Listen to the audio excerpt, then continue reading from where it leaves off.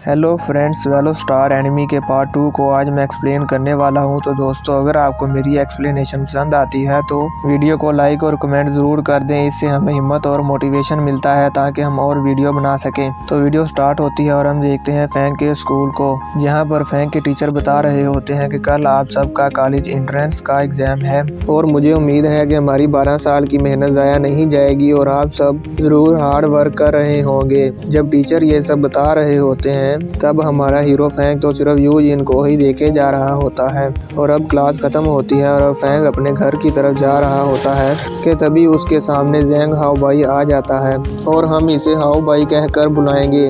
जिसके बाद हाओ बाई फैंक को कहता है कि मैंने सुना है कि तुम वॉरियर बनना चाहते हो और मैं भी वॉरियर बनना चाहता हूँ। और फिर फैंक कहता है कि मैं तो चाहता था कि कोई ऐसा हो जिसके साथ मैं ट्रेनिंग करूँ। और अब हाओ बाई उसे कहता है कि मैं ये बताना तो भूल ही गया कि मैं मार्शल आर्ट के चीफ का डिसाइबल हूँ। और फिर वहाँ पर हाओ बाई के दोस्त आ जाते हैं और वो भी मार्शल आर्ट के सीनियर डिसाइबल हैं। और तभी वहाँ पर मार्शल आर्ट के चीफ अपनी गाड़ी में जा रहे होते हैं तो उनकी नज़र हाओ बाई और फैंक पर पड़ती है। और अब चीफ अपने ड्राइवर से पूछता है तो ड्राइवर बताता है कि ये तीनों मार्शल आर्ट के सीनियर डिसाइबल हैं। और अब चीफ पूछता है कि वो लड़का कौन है तो ड्राइवर बताता है कि इस लड़के का कोई रिकॉर्ड नहीं है हमारे मार्शल हॉल के डेटाबेस में। और अब हाओ बाई कहता है कि हम दोनों का गोल एक ही है, वॉरियर बनना, तो हमें एक साथ सीखना चाहिए। पर पता नहीं क्यों फैंक को गुस्सा आ जाता है और वो उसे एक जोरदार पंच मार देता है। जिसके बाद हाओ बाई दूर जाकर गिरता है और उसके दांत भी टूट जाते हैं। जिसके बाद वो दोनों लड़के भी फैंक पर हमला कर देते हैं पर फैंक उनको भी बहुत मारता है और उन्हें बेहोश कर देता है। अब ये सब कुछ मार्शल हॉल का चीफ भी देख रहा होता है और वो बहुत शौक होता है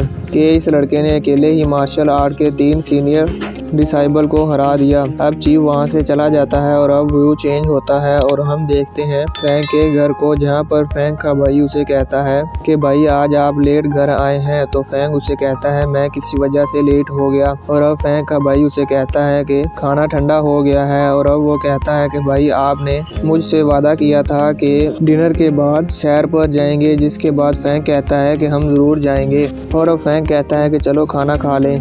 और अब यहाँ पर फैंक की मॉम ने उसके लिए उसका फेवरेट खाना बनाया होता है, जिसे देखकर वो बहुत खुश होता है और अब वो बहुत सारी बातें करते हैं। जिसके बाद व्यू चेंज होता है और अब फैंक अपने स्कूल के लिए तैयार होता है और अब फैंक अपने स्कूल के लिए जाने लगता है। तो रास्ते में एक गैंग के लोग उसे रोक लेते हैं और उसे कहते हैं कि हम तुम्हें नहीं छोड़ेंगे।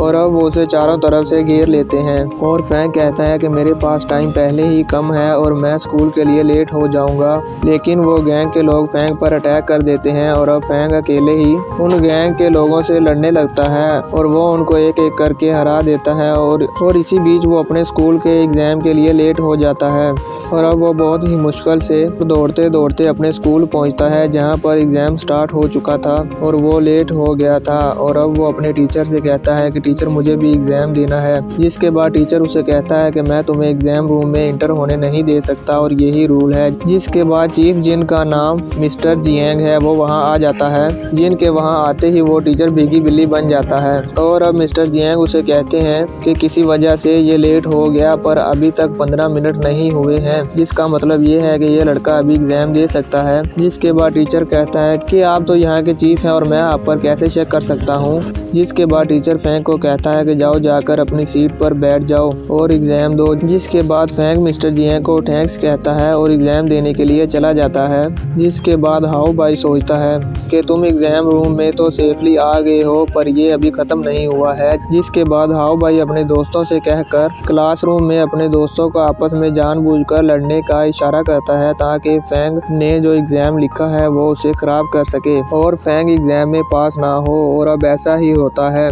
हाओ बाई के दोनों दोस्त आपस में झगड़ने लगते हैं और वो एक दूसरे को धक्का देते हैं, जिससे कि फैंक का एग्जाम नीचे गिर जाता है और हाओ बाई उसे खराब कर देता है ताकि फैंक को एग्जाम दोबारा लिखना पड़े और वो फेल हो जाए। और अब होता भी कुछ ऐसा ही है। फैंक जल्दी जल्दी एग्जाम लिखने के चक्कर में बहुत घबरा जाता है और वो वहीं क्लासरूम में बेहोश हो जाता है। और फिर व्यू चेंज होता है और हम देखते हैं हाओ बाई और उसके पापा को और उसके अंकल को। और अब हाओ बाई के पापा उसे कहते हैं कि तुम वॉरियर बनने के एक और कदम नजदीक आ गए हो। जिसके बाद हाओ बाई कहता है कि मेरा मकसद अंकल की तरह इलाइट वॉरियर बनना है। जिसके बाद अंकल कहता है कि अच्छा है, तुम बहुत ऊपर का सोचते हो। जिसके बाद अंकल अपने भाई से कहता है कि अगर हाउ भाई ने QSC वॉरियर एग्जाम पास कर लिया तो हम इसे अपने टाइगर स्क्वाड टूथ में ले लेंगे। जिसके बाद हाउ भाई कहता है कि मैं जरूर ये एग्जाम भी पास कर लूंगा। जिसके बाद व्यू चेंज होता है और हम देखते हैं फैंग को होश आ गया है और तभी वहां पर यू जिन आती है और फैंग को कहती है कि उस दिन मुझे मिरर लगने से बचाने के लिए शुक्रिया। जिसके बाद फैंग उसे कहता है कि कोई बात नहीं और यू जिन उसे बताती है कि तुम यहाँ पर 3 दिन और 3 रातों से हो।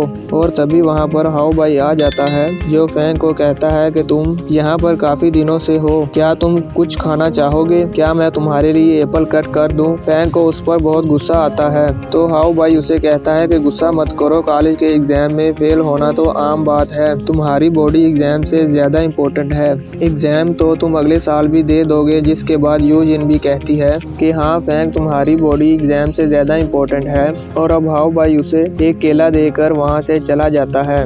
और अब यू जिन फैंग को बाय बाय करके वहाँ से चली जाती है। जिसके बाद व्यू चेंज होता है और हम देखते हैं कि फैंग कॉलेज के गार्डन में चल रहा होता है और तभी उसका दोस्त उसे बुलाता है और कहता है परेशान मत हो, सब ठीक हो जाएगा। जिसके बाद फैंग एग्जाम में पास होने वाले स्टूडेंट्स में अपना नाम देखता है लेकिन उसे कहीं भी अपना नाम नजर नहीं आता और वो बहुत परेशान हो जाता है। जिसके बाद व्यू चेंज होता है और हम देखते हैं कि फैंग अपने घर की विंडो में खड़ा सोच रहा होता है कि जब चीफ उसके पास हॉस्पिटल में आए थे और उन्होंने उसे बताया था कि कोई बात नहीं, अगर तुम पास नहीं हुए, मैंने देखा था कि तुमने मेरे 3 डिसाइबल को अकेले ही हरा दिया था और तुम्हारी लड़ने की ताकत वाकई अमेजिंग है। जिसके बाद चीफ उसे बताता है कि तुम्हारी पावर एक 80 लेवल वॉरियर जितनी है। जिसे सुनकर फैंग हैरान हो जाता है और चीफ उसे बताता है कि अगर तुम 80 वॉरियर एग्जाम में हिस्सा लेते हो और उसे जीत जाते हो तो तुम एक वॉरियर बन जाओगे। जिसके बाद फैंग ये डिसाइड करता है कि वो इसमें जरूर हिस्सा लेगा और इसी के साथ ये एपिसोड यहीं पर खत्म हो जाता है। तो दोस्तों अगर आपको मेरी एक्सप्लेनेशन पसंद आई हो तो मेरे चैनल को सब्सक्राइब कर लो और बेल नोटिफिकेशन को भी ऑन कर लो ताकि जब भी मैं कोई वीडियो अपलोड करूं तो आपको नोटिफिकेशन मिल जाए। तब तक के लिए बाय, टेक केयर, अपना ख्याल रखिएगा। मिलते हैं एक और नेक्स्ट वीडियो में।